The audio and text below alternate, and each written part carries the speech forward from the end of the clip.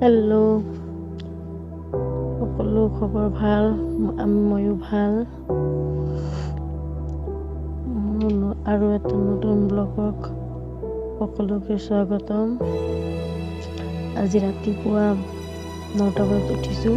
উঠি চোতাল ঝাৰু মাৰি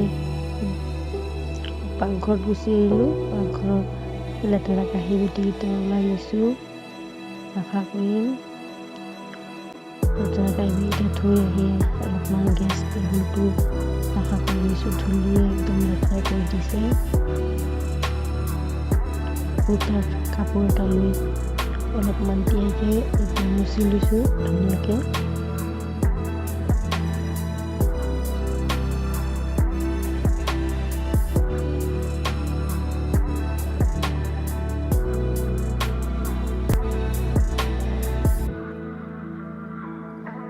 গেছ টেবুল চাফা কৰি আহি গ'লোঁ চৌকাত।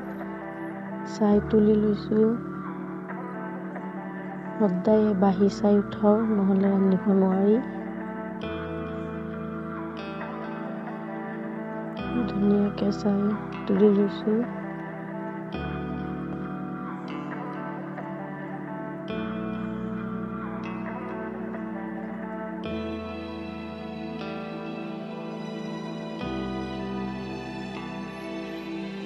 চাই তুলি লৈ চৌকাৰ চাৰিওপিনে ধুনীয়াকৈ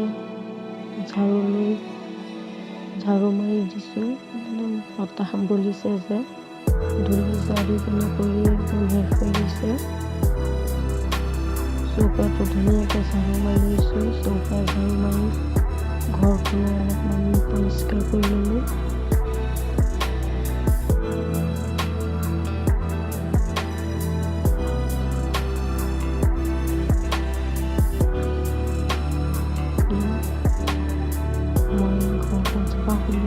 এতিয়া যাম কাঁহী বাতি মাজিবলৈ।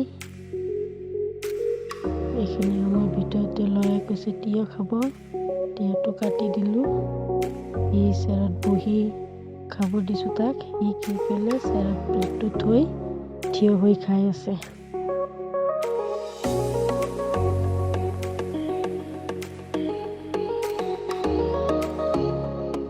মই আহি গ'লোঁ কাঁহী বাতি মাজিবলৈ। লাহে লাহে ধুনীয়াকৈ এটা কাঁহী বাতি ধুনীয়াকৈ মাজি লৈছোঁ।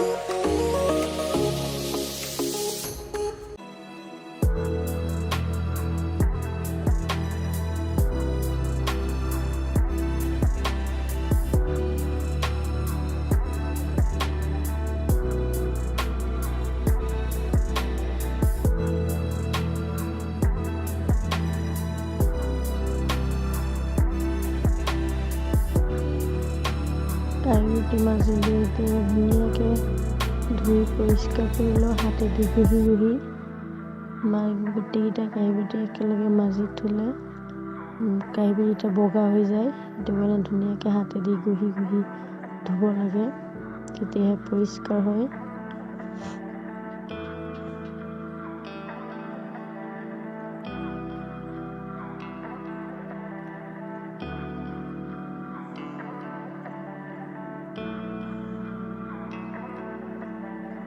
কাঁহী বাতি মাজি ধুনীয়াকৈ ৰেকত সজাই থৈ ঘৰত আহিলোঁ। বাবু কৈছে ৰং লগাব, স্কুলৰ পৰা কিতাপ দিছে, ৰং দিছে। তাক লৈ ৰং লগাবলৈ বহি গ'লোঁ। সি মোৰ কথা নুশুনে। নিজৰ ইচ্ছা লগাবতো নাজানে, ওলট-পালটকৈ লগাই দিছে। মই শিকাই দি আছোঁ, তথাপিও মোৰ কথা নুশুনে।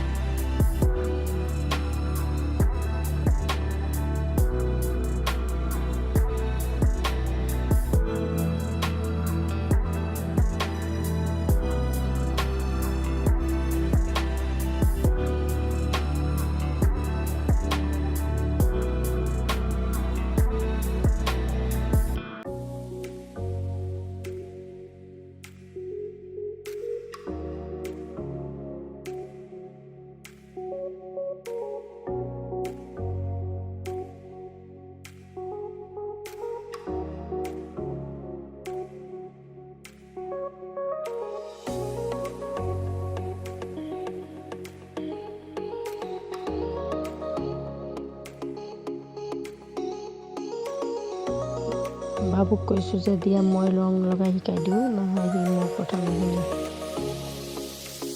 দুপৰীয়া গা টা ধুই নামাজ পঢ়ি বাবুক টোপনি পাতা থৈ আহি মই গাখীৰটো চাপি লৈছোঁ। গাখীৰ গৰম কৰি ল'ম।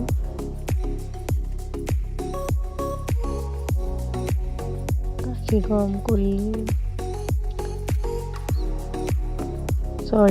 গৰম নকৰোঁ, চাকি থৈ দিম। এতিয়া চাউল পিঠা বনাম যে চাউল তিয়াম। ধুনীয়াকৈ চাউল চাৰি লৈছোঁ প্ৰথমতে।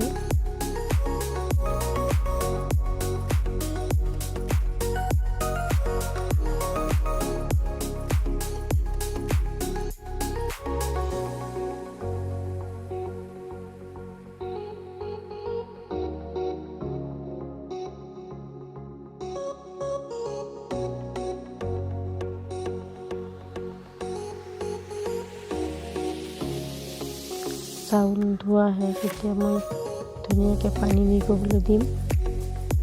অলপ সময় এনেকৈ পানী নিগৰিবলৈ দিম। চাউলখিনি ভিজিব লাগিব নহয়।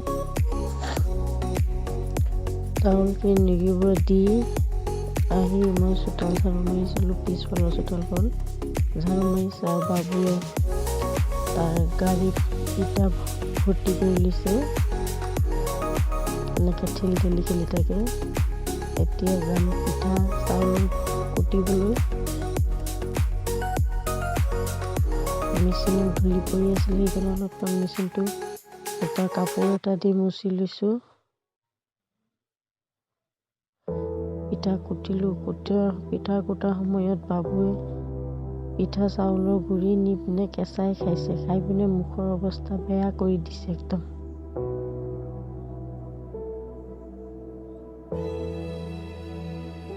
যিহেতু ফুল পিঠা বনাম বেজি দি, এবাৰ চালিছোঁ আকৌ আৰু এবাৰ চালি আছোঁ, নহ'লে বেজি দি পিঠা বনাব নোৱাৰি, দাঁত লাগে।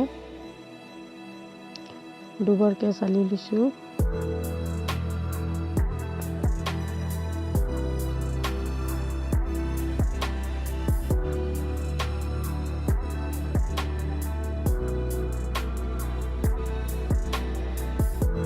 পিঠা কুটি একদম টেবুলৰ পিঠা চাউলৰ গুড়ি পৰি দেখাই পাইছে কি হৈছে।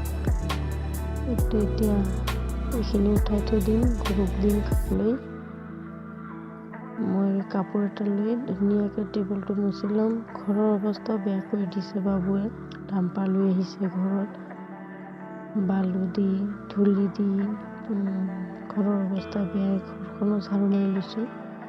টেবুল চাফা কৰি ঘৰখন ধুনীয়াকৈ ঝাৰু মাৰি লৈছোঁ।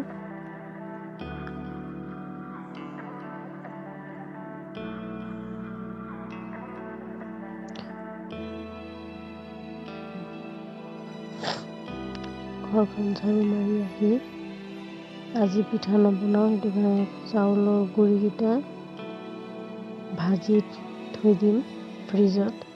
কালি বনাম পিঠা। চাউলৰ গুড়ি ভাজা হৈয়ে গৈছে, ওপৰত দি ভাপটো ওলাই আহিছে, গৰম হাৱাটো। ভিডিঅ' ভাল লাগিলে লাইক কৰিব, কমেণ্ট কৰিব। নতুন ভিডিঅ' পাবলৈ চেনেলটো ছাবস্ক্ৰাইব কৰিব।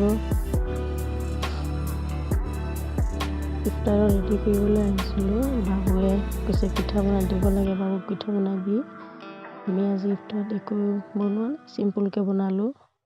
নমস্কাৰ।